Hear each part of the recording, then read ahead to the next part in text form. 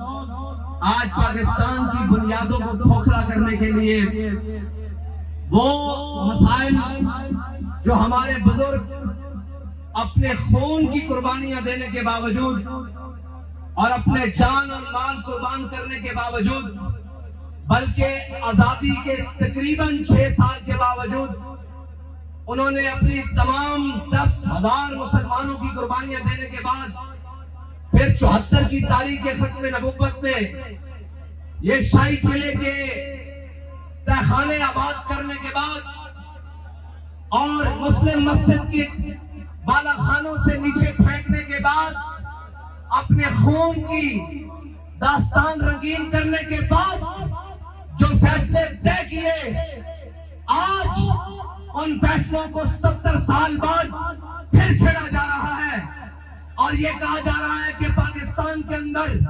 ہم فلاں طے شدہ چیز کو آئین کے اندر پھر ترمیم کر کے ہم یہ کرنے کے لیے جا رہے ہیں۔ تو ہم صرف ان کو یہ بتانے کے لیے آئے ہیں کہ ہمارے بڑوں نے کہا تھا کہ ہے مشق سخن جاری اور چکی کی مشقت بھی ایک طرفہ تماشا ہے، حسرت کی طبیعت بھی جو چاہو ستم کر لو اور بھی کھل کھیلو، پر ہم سے قسم لے لو کی ہو جو شکایت بھی شاہوں کے تکبر سے بھی تب کر رہا میں، آخر کس بارگاہ خاص کا گدا ہوں میں۔ تمہارا باپ بھٹو تھا، تمہارا باپ سکندر مرزا تھا، تمہارا باپ مشرف تھا، تمہارا باپ باجوہ خاندان تھا، ہم یہاں تھے، یہاں ہیں، یہاں رہیں گے۔ تمہارے باپ میں جرت ہے تو آج نکالو اس کتے کو باہر، پھر بتاتے ہیں تم ختم نبوت میں ترمیم کیسے کرتے ہو، اور پھر تم ہمارے دروازوں پر آتے ہو۔ اتنی تم میں جرت نہیں ہے کہ تم کہو کہ ہم کیوں گرفتار کرنے کے لیے آئے ہیں۔ کہتے ہیں کہ پلاٹ کا مسئلہ ہے، بجلی کے بل کا مسئلہ ہے۔ میں تمہیں بتا رہا ہوں، اگر تم نے ختم نبوت کے ساتھ غداری کو واپس نہ کیا تو یاد رکھنا ہم بجلی کے بل کے لیے بھی آ جائیں گے۔ وہ تو مسئلہ اٹل ہے، ہمارے ایمان کا ہے۔ یہ نہ ہو کہ ہمارا قدم ایک آگے اور چلا جائے تو یہ پھر دیکھ لو تمہارے ہمسائے میں جو قائد اعظم کا پاکستان تھا، جس کو بنگلہ دیش کہتے ہیں، اس میں غداروں کو برے صغیر کے اندر جگہ نہیں مل رہی۔ تمہیں 7 سمندر پار یہ یاد رکھ لینا، تاریخ میں لکھا ہے جو غدار ہوتے ہیں انہیں پھر نہ سمندر جگہ دیتے ہیں، نہ پانی جگہ دیتی ہے، نہ خشکی جگہ دیتی ہے۔ تو مجھے یہ کہنے تھے آج صحافی کے جناب آپ کس کا جہاز اڑتا ہوا دیکھ رہے ہیں؟ میں کہا میں تو سارے جہاز پنچر ہوتے ہوئے دیکھ رہا ہوں۔ پاکستان ہے، یہ اسلام کا قلعہ ہے۔ خبردار IMF کے گماشتوں تم یہ سمجھو کہ چند ٹنے اور ہمارے اوپر بیٹھے ہوئے تھے زمینوں کو خرید کر تم پاکستان کو امریکی کالونی بنا لو گے۔ ہم تمہیں یہ پیغام دیتے ہیں کہ ہم اس کے اندر موجود ہیں، لیکن افسوس ان کمینوں کی وجہ سے آج کے دن ہمیں یوم ختم نبوت کے طور پر منانا پڑ گیا۔ آج کا دن تو وہ تھا کہ ہم پیغام دیتے پورے عالم کو کہ پاکستان انشاءاللہ یہ پوری دنیا کی امامت کرے گا، لیکن آج اقوام عالم ہماری طرف کہتی ہے کہ وہ مسئلے جو 70 سال پہلے حل ہو چکے، جو 50 سال پہلے حل ہو چکے، تم سے تو ان مسئلوں کو سنبھالا نہیں جا رہا، تم پاکستان کو کیا چلاؤ گے؟ لیکن ہم انہیں بتانا چاہتے ہیں کہ ہمارے بڑوں نے بھی اس مسئلے کو سنبھالا، پھانسیاں جھول کے سنبھالا، مارشل لا ڈکٹیٹروں کے سامنے کھڑے ہو کر سنبھالا، جناب مسلم مسجد کی جناب صفحے خون رنگین کر کے سنبھالا، جناب وزیر خان کی صفوں کو رنگین کر کے سنبھالا، اور جناب چک آباد کی کرم جیلوں کو آباد کر کے سنبھالا۔ تو تم کسی غلط فہمی میں نہ لینا کہ یہ جناب جو ختم نبوت کے پروانے ہیں صرف یہ نہیں ہے پورے پاکستان میں ہے بلکہ پورے عالم میں موجود ہے۔ یہ تو ہم تمہیں بتانے کے لیے آئے ہیں بھائی ہو حرام ہے، اور کہتے ہیں گرفتاری دے دے۔ میں نے کہا وہ بھی دیں گے، وہ بھی دیں گے، تمہیں شوق ہے تو آؤ گرفتار کر لو ساروں کو۔ کہ ختم نبوت پر بات نہیں ہوگی، اللہ بڑا غیور ہے۔ جب ختم نبوت پر بات آئے گی، حضور کی عزت پر بات آئے گی، ہم نہ بھی ہوئے، رب تو چاروں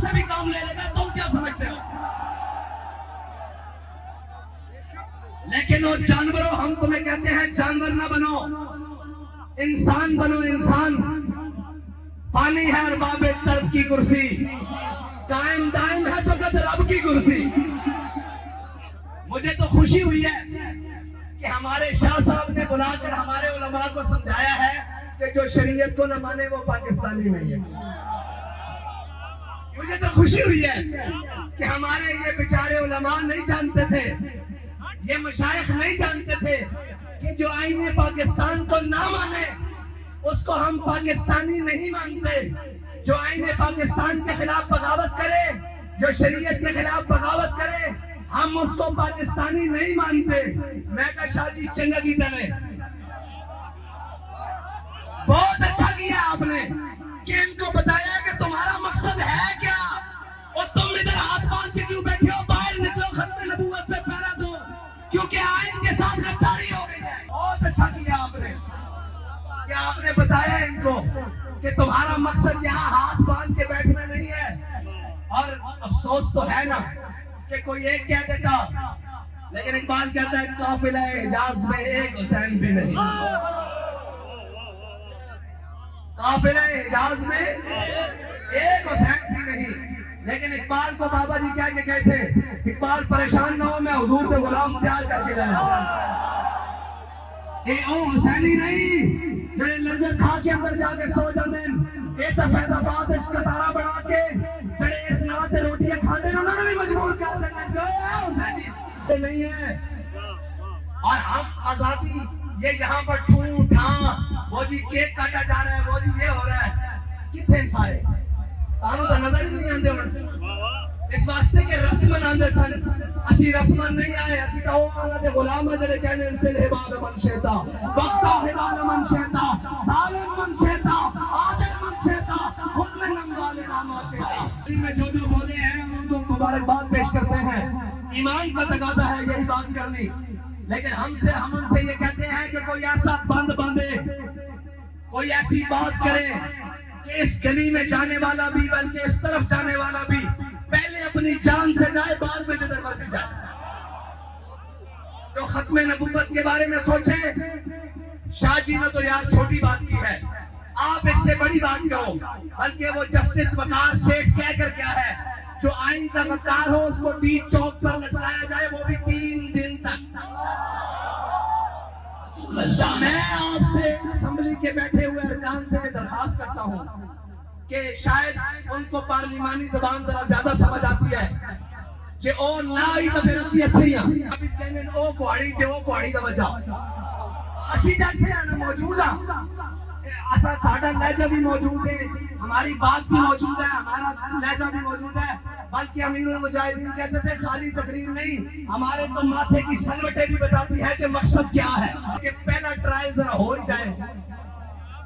شاہ صاحب کی بات تو پھر پیچھے رہ جائے گی۔ اب آپ کا مقصد ہے آپ آئین پر پہرا دیں اور ان کو ذرا 3 دن کے لیے جھولا دیں یہاں پر ڈی چوک کے اندر آرٹیکل 6، کیونکہ سب سے بڑی غداری حضور کی عزت اور ختم نبوت کے اندر رخنا ڈالنے کے لیے، اور پاکستان کے اتنے بڑے عہدے پر بیٹھ کر اگر یہ جرت کسی کو ہوئی ہے تو کسی کی بھول ضرور ہوئی ہے، کسی نے اس کے دماغ میں کوئی خناس ڈالا ہے کہ کچھ نہیں ہوندہ، وہ پیدا بھی کر گیا، میں کہ کچھ نہیں ہوندے تھے بچے آتے ہیں لگ پتہ جائے گا، کیونکہ 75 سال پورے ہو رہے ہیں، گولڈن جوبلی آ رہی ہے جی، ختم نبوت کی تاریخ آج سے آغاز ہو رہا ہے، 50 سال پورے ہو رہے ہیں جی، گولڈن جوبلی آ رہی ہے، اور ختم نبوت کی تاریخ کا آج سے آغاز ہو رہا ہے۔ میں تمام علماء سے کہتا ہوں، تمام مشائخ سے کہتا ہوں، اور جس طبقہ ہائے فکر سے سارے لوگ موجود ہیں کہ آپ نے آواز بلند کی ہے، آپ مزید جاری رکھیں، جب تک جاری رکھیں جب تک یہ فیصلہ نہیں کر لیتے کہ اس کا کرنا کیا ہے۔ جب یہ کر لیں اگر فیصلہ ڈھیلا ہوا تو اس کے بعد ہمیں بتائیے گا، ہم موجود ہیں یہاں پر۔ اور میں ان کو بتاتا ہوں، ہمارے شاہ صاحب نے کہا ہے کہ پاکستان کے اندر لاوا پک رہا ہے، میں یہ کہتا ہوں کہ ہم پاکستان کے سب سے بڑے امن کے دائی ہیں، ہم سب سے بڑے امن کے دائی ہیں جنہوں نے اس وقت تک پاکستان کے تمام امن کو بحال رکھا ہوا ہے، اور فانی ہے ارباب طرب کی کرسی، قائم دائم ہے فقط رب کی کرسی، گورنر ہو، صدر ہو، چیف جسٹس ہو، وزیر اعظم ہو. میں منٹوں والے وزیر اعظم سے کہتا ہوں، بلکہ ٹاکی پوش وزیر اعظم سے کہتا ہوں کہ یہ جو ہے نا، یہ چیف جسٹس کے چکر میں تجھے بھی نکر لگوائیں گے ہمارے سے.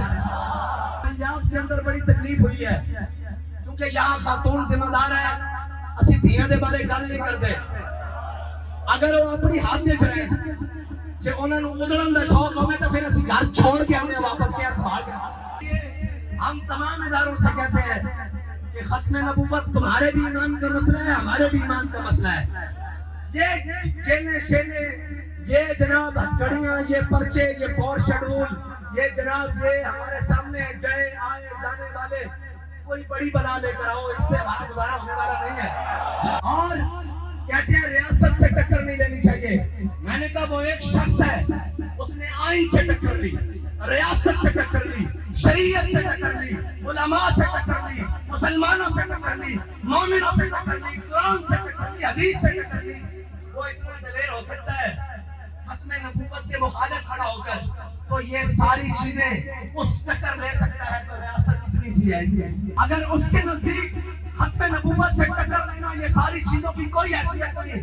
ہمارے علماء پیش ہوئے، اس نے قرآن کو سائڈ پہ کیا، اس نے قرآن کے اندر جناب تعریف کی، اس نے حدیث کے اندر تعریف کی، اس نے آئین کے اندر تعریف کی، اس نے پاکستان کے قانون کے اندر تعریف کی.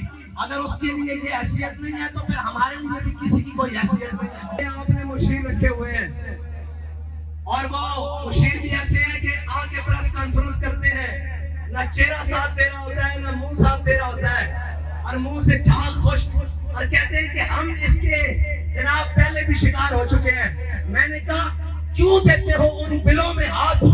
تمہیں پتہ نہیں ہے کہ یہ ختم نبوت کا معاملہ ہے، اور پھر تم چاہتے ہو کہ جناب خرابی ہو اور پاکستان کے اندر پھر جناب یہ ہو.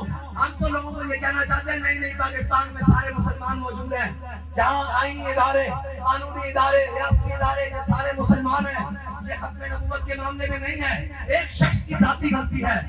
اگر تم ریاستی سطح پر چیف جسٹس کے ساتھ، ہمارے بزرگ تھے، کسی نے ان سے پوچھا کہ جناب اللہ خنزیر کو سزا دے گا تو کیا کرے گا؟ انہوں نے کہا اللہ خنزیر کو سزا دے گا تو انہیں گستاخ رسول بنا دے گا.